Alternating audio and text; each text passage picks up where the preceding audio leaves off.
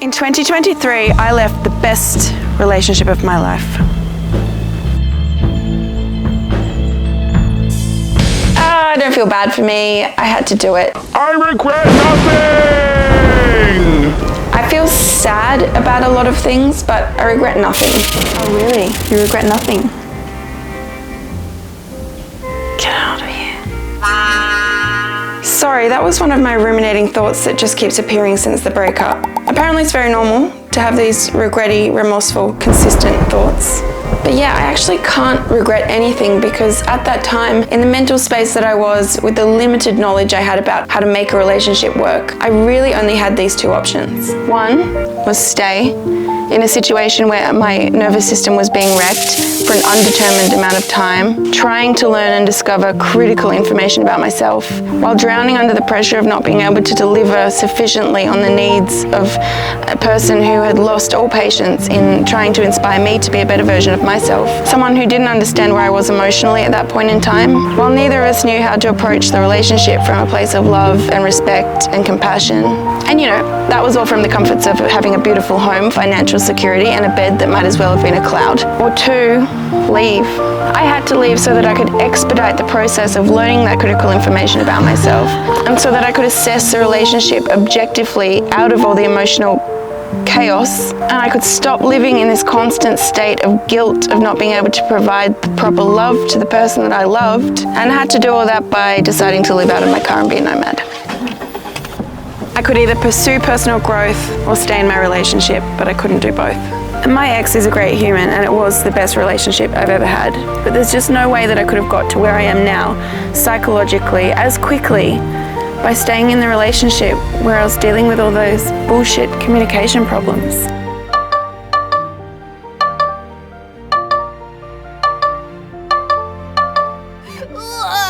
Because the thing is, home is not about a nice fancy apartment where you don't have to pay rent. It's about being the place where you feel most comfortable being yourself, with people that you feel most comfortable being yourself with. I lost my sense of home. And I didn't know how to fix my problems, let alone our problems. Presta atención. I don't know how I am. Yo, escúchame. I feel like I'm failing. Te estaré esperando. I had to leave in order to go through the process of learning some really valuable lessons. And I think that the theoretical framework of a relationship, a successful relationship, is highly underrated. I get that some people, yeah, sure, you just intuitively know, get into a relationship and just are able to work your shit out. But for some of us, you need to study, man. I've spent the better part of the last 8 months trying to understand all the healthy things that should go into a relationship. Like with most things that one learns, indulging in a little bit of theory before getting into the practice goes a long way. That's all I'm saying. You know, in terms of emotional maturity, I'm now in like the best state of my life. He's probably just busy. And in terms of financial security, not where I wanted to be at this point in my life. And unfortunately, this is actually another moving part in the decision to leave the best person that I'd ever been with. I felt financially dependent, and I can't emphasize what that does to a person when your relationship is falling apart around you. Aww. Like there are feelings of resentment, trust starts to deteriorate, there's a power imbalance. So, I don't know, maybe my decision to leave was a bit of a knee-jerk reaction to kind of protect myself because I was getting scared about the relationship failing and what sort of position I'd be left in. But then, ironically, that fear of the unknown is what was sort of motivating me to stay in an unhappy relationship. It was a vicious cycle, really. Whatever it was, this experience allowed me to find my feet again. There they are. Just being out alone with this lifestyle, it has brought a lot of my confidence back. And guys, now I have a financial spreadsheet. So I'm never paying rent again, and my ability to communicate in a relationship is skyrocketing.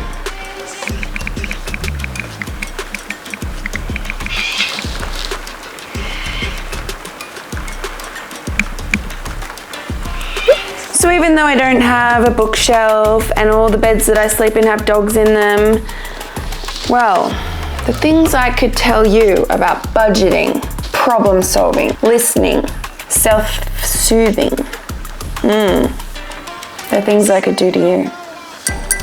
And you know how I became such a sage? Instagram. Instagram is my gospel. I am a disciple, and my feed of unqualified relationship coaches are my Jesuses. I think it's starting to rain.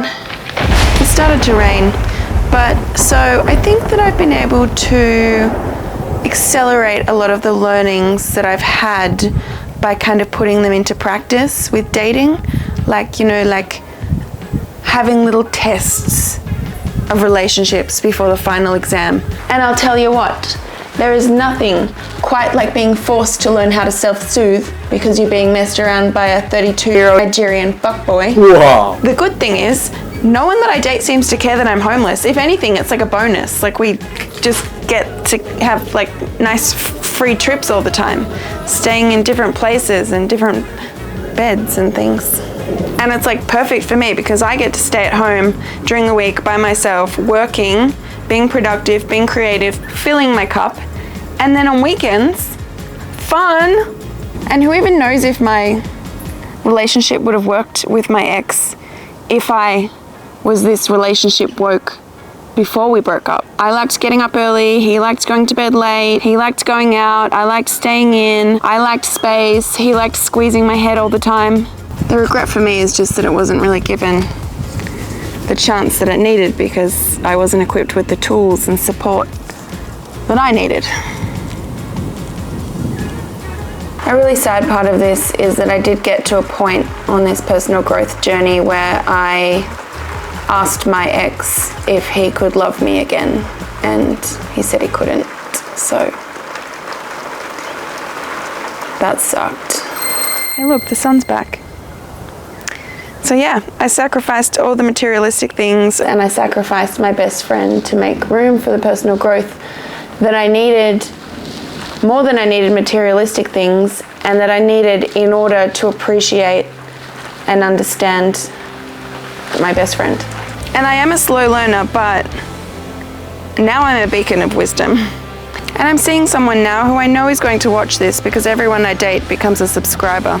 But I guess this is an advertisement for me. This is who I am now. There's never been a better time to date me.